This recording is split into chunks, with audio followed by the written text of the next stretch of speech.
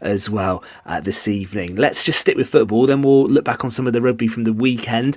Tom and the Pure West team were at the Oggy Bridge Meadow on Saturday. Haverford County were winners by 3-1 against Colwyn Bay. That was the final home match of the season. And Fraser, just let us know if they go to Pennybont on Sunday and don't get beaten, that will be enough for the European playoffs, won't it? That's right, back on that journey. Pennybont win and they will overtake them on goal difference. I believe so. Good. It's a one-off occasion. Look, it's the sort of occasions that they wanted, didn't they? You know, these big games where you got to perform. So it's what they would have taken it at the start of the split, and it's what we want. We want exciting occasions. We want to go down to the wire, don't we? So it's up to them to stand up now. Pennybont with a goal difference of +8. Haverford West is 0. Gordon, that's not a bad place to be, though, is it? Having won that game against Colwyn Bay, it's in their hands now going to Pennybont, isn't it, on Sunday? Yeah, fair play. Haverford West, they've dug deep when things haven't been going too well for them, and they have dug deep, and they've come good in the end. And Tony Pennock will be delighted that they're in this position. I got to say, the lad Rhys Brucey, he's fantastic. He was Player of the Month, and on Saturday he was absolutely outstanding. That free kick he scored, Fraser, he curled it with his left foot. Yeah. Top corner, and then also assisted with the long free kick that Lee Jenkins back-headed into the goal to make it 2-0. He's really grown, and he gets better and better every game I've seen him play. So well done, Rhys. You've done a fantastic job for the town this season. And are they going to get through to the playoff? And we're going to go through all of this, drama again. I'm sure Ryan can't wait to get his camera out and show us the footage on Pure West at some point. Yeah, let's go there in confident mood. I hope that everybody is fit and well. I hope there's not too many injuries, because you have to be get your best side on the park at Pennybont, and it's always a tough place to go in Bridgend. It's never ever easy. Nope. Rhys Griffiths, their manager, a former Bluebird himself, good goal scorer, knows exactly how to win games as well, and it will be difficult. They can't go there and think they're going to get a draw and that'll be enough. That won't be enough. They're going to have to go there and try and win that game. I think really, guys, the playoffs start on Sunday, don't they? Yeah, essentially. Yeah. And look, fair play to both sides, and we can just go on Haverford. It was one of those occasions where if they didn't score early, it could have got tense there. They didn't. They came out firing and put the game to bed early, 2 early goals. And then the pressure was on Pennybont, and they responded. Anything less than a win, and they were out of it. So fair play to both of them. And you're right. The shootout starts on Sunday. And Gordon's right. They can't go with that mentality of overdraw. No. And I don't think they will either. Tony Pennock's got too much experience for that. But they'll have to ride a storm. They'll have to weather definitely. a big home crowd, vocal home crowd as well. But that's what you're in the Welsh League for. So I think they're going to do it. I think they're going to get through that game on Sunday. Would be my prediction on the back of that win on Saturday, and then who knows? And the playoffs will be exciting. I think they'll be tougher to predict. But we should say as well, Tom, we gave away 100 free tickets on Pure West, didn't we? And that helped with the crowd. 523 people were there on Saturday. Yeah, the attendance at the Bridge Meadow all season, I think they've been in the top 3 of the pyramid. Increased average again, isn't it? Increased average, it's gone up again. Good. And you can tell. And even Scotty over there, and that they came over and thanked us and thanked the fans for creating atmosphere for the background of their interviews as well. The sense of occasion seems to be building every time that I go down to the Bridge Meadow, and the players are building up to it as well, that they want to be part of that, and the winning more games is going to make more people go down there. Excellent stuff. They need to be applauded for their marketing that they've done over the last few years. They've done a great job, and to get people through the tiers of the Welsh League football is difficult as it is. But they've done a good job down the meadow, and let's hope that continues as well. Yeah. Another adventure in the playoffs. It could be happening. We will follow that, of course, on Pure West Radio. Tom spoke to Tom Pritchard as well, who does the social media in the first hour of the show, so you can catch up with that on the website, purewestradio.com. I think the video on the Facebook page as well, it Tom. Is, yes. Yeah, okay.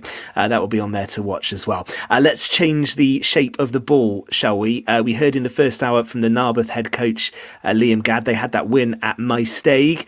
Former Whitland player Fraser Watson, almost there, aren't they? The title for Narberth.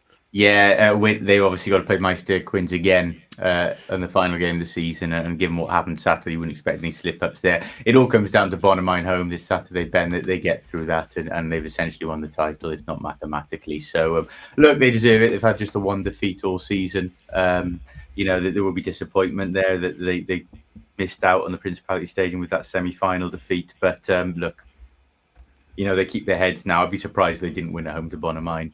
It would take, a remarkable collapse from here for them not to. And fair play, and they'll be up in a new structure next season as well. So look, they've been knocking there or thereabouts in the championship for so long now. Narberth, the split going to the west gave them a golden opportunity to then almost become favourites for the title from the start, and they've taken it. So.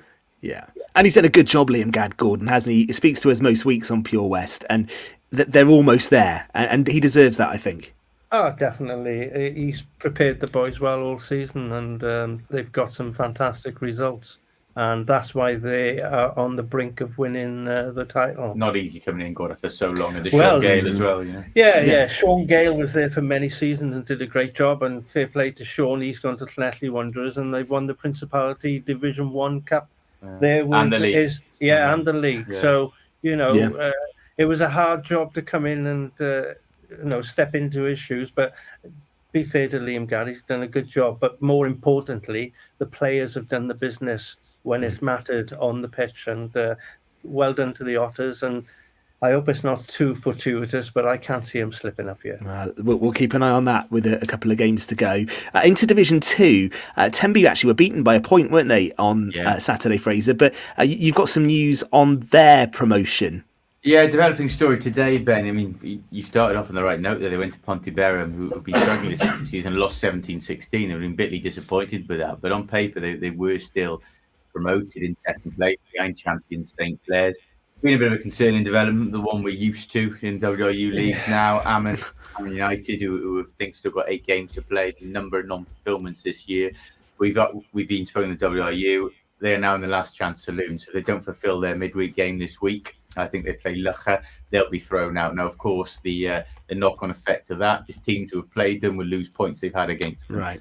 Tenby, who are currently automatically promoted at the moment, took 10 points off them over 2 games. They'll lose those 10 points.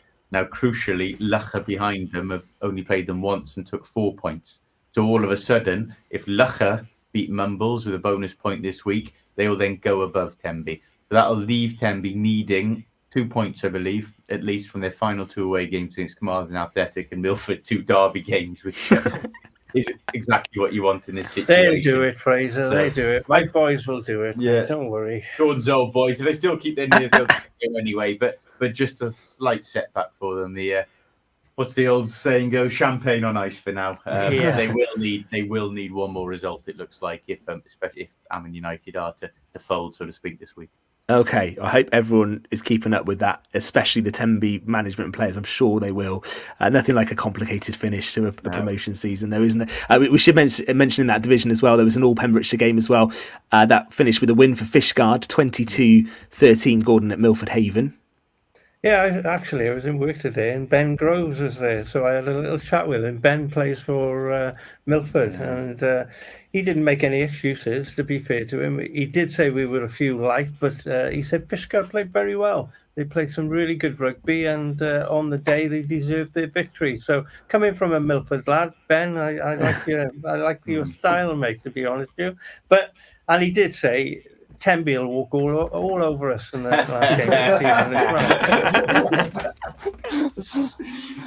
Oh, good stuff. And also one to mention as well in Division 3. Actually, we've heard a bit from Llangwm through the season, and they had a massive win, didn't they? They beat Llangwm 90 points to 8 on Saturday. Talked about Llangwm running. Llangwm's is pretty hectic as well. But look, they have got the momentum at the moment, and they are bouncing from one game to the next, and they were winning. I questioned after they were held up fixture list while so much in those cup competitions. They've delayed for weeks. It put them back in the league. I looked at the amount of games they had to play, and I doubt if they could do it. But they got their final home game this Saturday against Llangwm. You expect them to take 5 points. That they've still got to play Haverfordwest. That could be critical. But yeah, at the moment, Llangwm have the momentum. They're the form team. Oh, that's another tricky run-in, as you say, Fraser. So it's 3 games in 7 days, starting with Llangwm on Saturday, Haverfordwest then on the 24th of April at 6:15. And Gordon, we've said this in the football as well, but I do love a midweek game at this time in the season when teams are knocking games back to back. Anything could happen. Yeah, definitely. You don't love it if you're travelling to Llangwm on Wednesday night. To play anyway.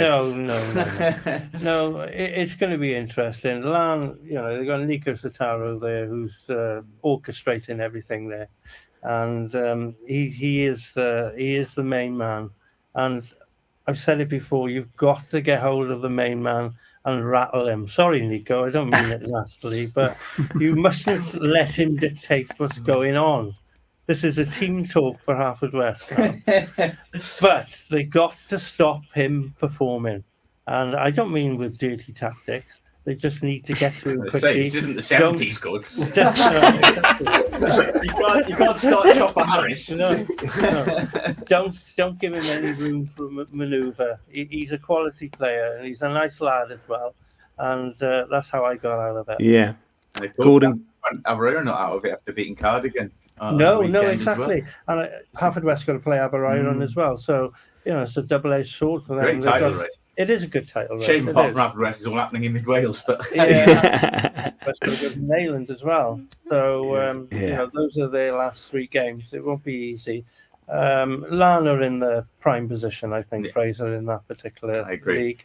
So, Yeah, and Gordon giving us an insight there into the dark arts that existed when he was playing, I think. No cameras in those days. Exactly that. All right, listen. I tell you what, Ryan Evans his eyes would bloody curl in a rugby changing room before a game, I tell you. Good stuff. All right, listen, we're going to come back for part 3 in just a sec on Pure West Sport, because it looks like rain's going to stop play. We kind of predicted it, didn't we, last week on the show, that the heavy rain we've had in the county is going to make it difficult for the start of the cricket season. We'll get the latest news on that in just a few moments, and we've got Pembrokeshire Island Discs coming up at 9 this evening with Dave Golding as well. His guest is Ellen Picton from Aspire, talking about her career, her life, and also picking some of her favourite songs as well. So that's to come from 9 on Pure West this Monday evening. We're back for part 3 next.